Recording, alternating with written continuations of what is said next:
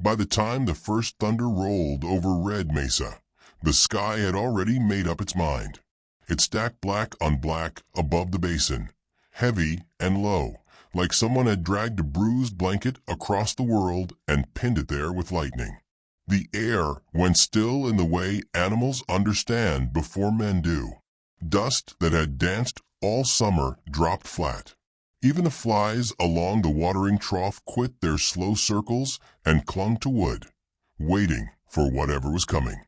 Down on the flats, the town of Calico Ford held its breath beneath that sky. False front buildings slumped along the single street, paint peeled by sun, windows filmed with grit. A dry creek bed cut the edge of town, full of stones polished by water that hadn't bothered to visit in months. Beyond it, cottonwoods leaned over the empty channel, their leaves turned one pale side out, shivering at nothing. Farther off, where the red bluffs rose and the river twisted out of sight, the land wore a different expression, tense, coiled, listening. The river there was not dry. Snow from the high peaks still fed it, cold and relentless. All it needed was a reason to rise. If this kind of quiet, cinematic western pulls something in you tight, the sky pressed low, the land waiting, one soul about to be tested, this is your kind of trail. If you want more stories like this, go ahead and subscribe, like the video, and tell us where you're watching from in the comments. It helps us keep riding back into these lonely places and bringing the stories out alive. On the hill above town, the old man had seen it first. He watched storms the way some men watched cards or cattle prices, with the long attention of someone who'd lost too much by glancing away at the wrong moment. Years back, he'd ridden with cavalry, chased thunder across plains that had swallowed whole companies. After that, he had driven freight through canyons where rain turned the world from dust to death in a handful of minutes. His bones carried a barometer sharper than anything nailed to a post.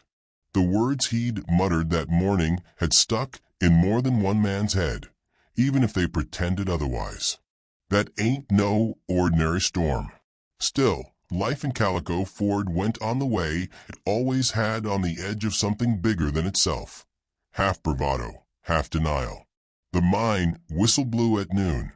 A wagon creaked in from the north with sacks of flour. Children kicked a rag ball down the street, their voices thin and eager in the hot air. The blacksmith hammered iron, each blow a dull heartbeat under the rising rumble from the sky. On the far side of town, where the dirt road bent down toward the dry creek and the last house shouldered up against the cottonwoods, a man worked alone on a sagging fence. His name was Jonah Pike, though there were other names folded behind that one. Once, on another stretch of country and another ledger, he had been Jonah Pike, foreman. Before that, in a blue coat under a different sky, he had been Private Pike, artillery. Somewhere between the cannon and the cattle, he had misjudged distance and timing and the cost of one more push. A hill had gone wrong. Men had gone under. Later, cattle had stampeded in a storm he thought would miss them. More loss. More ghosts. The left side of his body still remembered those mistakes. A cannon fragment had chewed into his shoulder years before, leaving the arm below it stiff and stubborn. A Bronx bad landing later had twisted the knee on the same side, so every step carried a hitch. He had chosen, in the season since, to live small, patch fences, tend a handful of cattle, keep his world narrowed to what he could mend with his own two hands. That afternoon, he felt the change in the air before the first big drops hit. Hammer paused mid-swing. He straightened carefully and looked up. The storm line had pushed closer. The wind that came ahead of it carried a cold edge that didn't belong to summer. The hair on his arms lifted. Far upriver, beyond the bend, there was a low, continuous sound under the thunder, a kind of grinding rush he had heard only a few times in his life, each one carved into memory. Water coming fast. The dry creek at his back was not dry everywhere. Up in the breaks, the river clawed at its own banks, funneled by narrow rock and choked with brush. One good cloudburst on the wrong slope, and the whole channel would become a throat, pushing everything in it toward Calico Ford.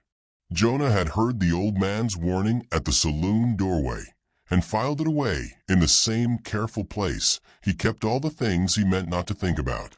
Now it pried its way back out. Not an ordinary storm.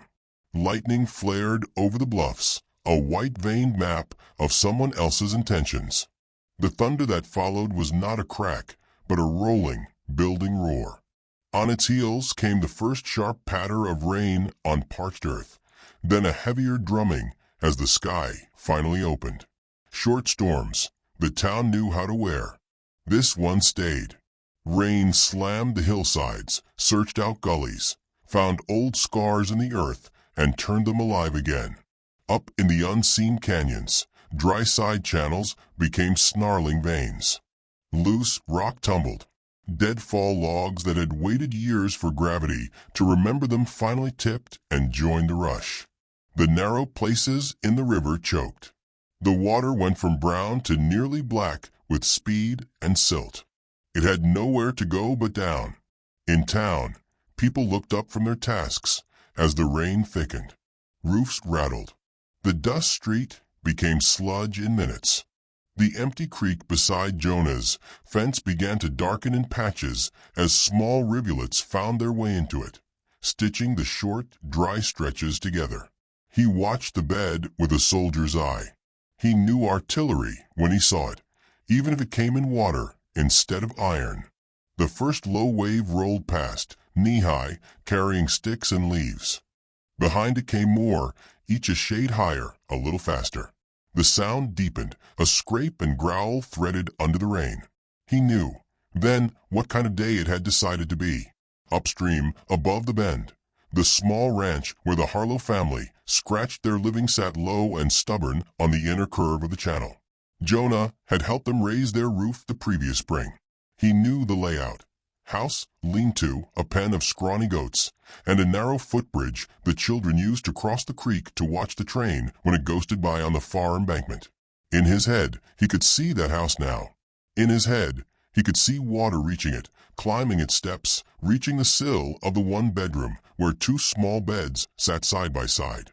The town would not see the danger until the water reached them. By then, the bottom shacks along the creek would already be taking it in the teeth. The church sat higher, the mercantile too. People would scramble for those places, grab ledgers and bottles, and leave the low places to God and luck. That pattern, the late scramble, the selective saving, had played out before in Jonah's life. Once he had stood on a rise and watched a battery of guns he knew were badly placed, and said nothing quickly enough. Once he had heard thunder on a far slope and judged it harmless until the herd was already moving, eyes white in the dark. Men had died in one case, cattle in the other. The scale didn't matter. The weight on his conscience had settled the same way. The rain found his face and ran down the lines there, mixing with sweat. He shifted his bad leg, feeling the familiar knife of protest in the joint. The fence at his back leaned, half-mended, the top rail resting against his palm. He could finish the brace. He could move his own stock to higher ground. He could mind the small circle of earth that was technically his and tell himself that this time, at least, he had kept his own house intact. Instead, he dropped the hammer. The motion was small, almost lazy, but inside it lived the pivot of years. He limped to the lean-to, grabbed saddle and bridle in one practiced haul, and threw them over the bay's back faster than his stiff shoulder had any right to allow. The horse danced under the sudden weight, sensing the electricity in the air.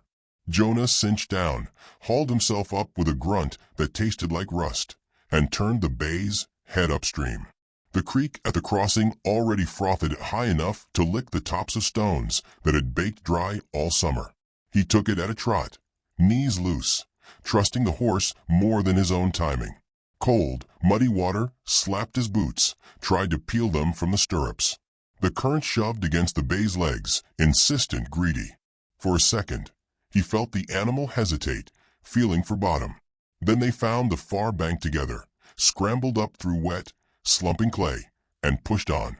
Storm light churned overhead, green-black and strange. The hills ahead wore veils of rain, so thick they might as well have been moving. Thunder stacked on thunder. The land that had lain open and indifferent for months now felt alive and dangerous, full of hidden channels and sudden drops. Jonah rode straight into it. The trail to the Harlow place cut along the rising shoulder of the creek, close enough to feel the new weight of water pressing at the bank. The channel that had been 10 feet across yesterday was 20 now, then 30 as the river swelled, eating its own edges.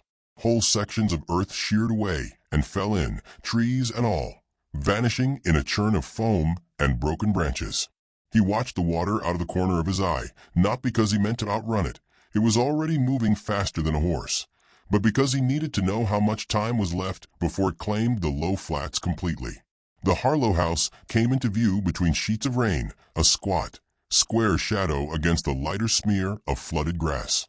Water already lapped at its steps, licking higher with each passing breath. One goat stood bleeding on a crate. The rest of the pen had become a brown whirlpool. Jonah did not slow. He swung wide, brought the bay as close to the door as he dared without letting the mare lose her footing. His bad legs screamed as he dropped out of the saddle into water up to his knees. Cold slammed into him like a second storm. The current tugged, eager for more. He pushed toward the porch anyway, shoulder braced against the flow. Inside, he knew there would be small shapes, maybe crying, maybe too scared for sound. He knew there would be a woman or a man with their hands full of things they thought mattered until the water proved otherwise. He knew there would be no time to argue about any of it. He had argued with officers once, calmly, logically, until daylight turned to smoke and the guns were too far forward to pull back. He had explained, back at the ranch, how the storm would probably pass north, how the herd would settle, how there was no need to run them hard uphill in the dark. No more explanations. What happened next, the town would only ever know in fragments. 2 children seen later on the Churchill wrapped in blankets, a woman with mud to her waist, and a look in her eyes like someone who had just seen the inside of God's hand. The Harlow house itself leaning at a new angle when the water finally dropped. One side caved where the creek had clawed at it. They would say Jonah got them out. They would say he came back last. The river reached for the house with both hands. The main surge hit just as they cleared the door, the whole structure shuddering like a living thing under a blow. The footbridge the children loved tore loose and spun by like a broken toy. Logs rammed the foundation. A window burst in a spray of glass and brown water. Somewhere in that chaos, between one heartbeat and the next, Jonah found himself back in all the places he had failed before. The sound of crashing beams became cannon again. The rush of water became hooves drumming in the dark. His body wanted to freeze in that old, familiar hesitation. He moved anyway. He lifted a child higher onto the bay's withers, hand firm on the small back. He shoved another into the arms of a neighbor who had weighted down from the safer slope with a rope around his chest. He turned back toward the porch once more, knowing what waited, a final armful of life, or an empty room, or nothing at all. The water took the stairs as he did, ripping them away under his boots. For an instant he hung between balance and the pull of a flood. His bad leg gave. His shoulder slammed into the doorframe. The creek surged around his waist, then his chest, fingers of current clawing at his ribs. The last thing he saw clearly was the nailed-up window where he'd helped fit the glass a season ago in calmer weather. Then the house shifted once more, groaned, and let him go. Later, people would argue about where exactly they found him. Some said he washed up against the cottonwoods, wedged in roots, face turned toward the sky, like he was trying to read something on the underside of the clouds. Others swore he was closer to town, near the bend. His body caught alongside a half-drowned heifer he had probably tried to cut loose even as the water claimed them both.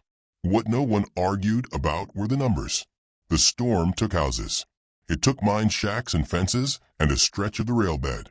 It took some men in the camps upriver whose names never made it, as far as Calico Ford. It did not take the Harlow children. In the weeks after the water receded, the town rebuilt in its slow, stubborn way. Walls went up. Mud dried and flaked off boots and steps and the inside of the church. Men rode the scar the flood had left and talked about culverts and diversions, about stronger bridges next time. Women spoke quietly on porches about the way the air had felt that day, heavy with something more than weather. On the hill above town, the old man watched the fresh-cut channel the flood had carved, a new line through land he thought he already knew. That ain't no ordinary storm, he had said at the beginning. He turned the phrase over now in his head and added, silently, that it had not found ordinary men either. Down by the reshaped creek, where the water now ran in a deeper groove, the Harlow children sometimes left small things on the bank, a polished stone, a bent horseshoe nail, a scrap of blue ribbon. Not offerings, exactly, just markers, the way a trail hand set stones on a ridge to say, someone passed here and it mattered. Jonah Pike did not get a marble angel or his name in a newspaper. The land folded him into its long, unsentimental memory the way it did with all who had ridden across it and left some better shape behind. But on certain evenings, when the sky thickened to the same strange bruised color and thunder rolled far off in the breaks, the town felt something loosen in its chest instead of tighten. Not safety, storms never promised that, but a kind of hard-won trust in the quiet courage of the broken among them.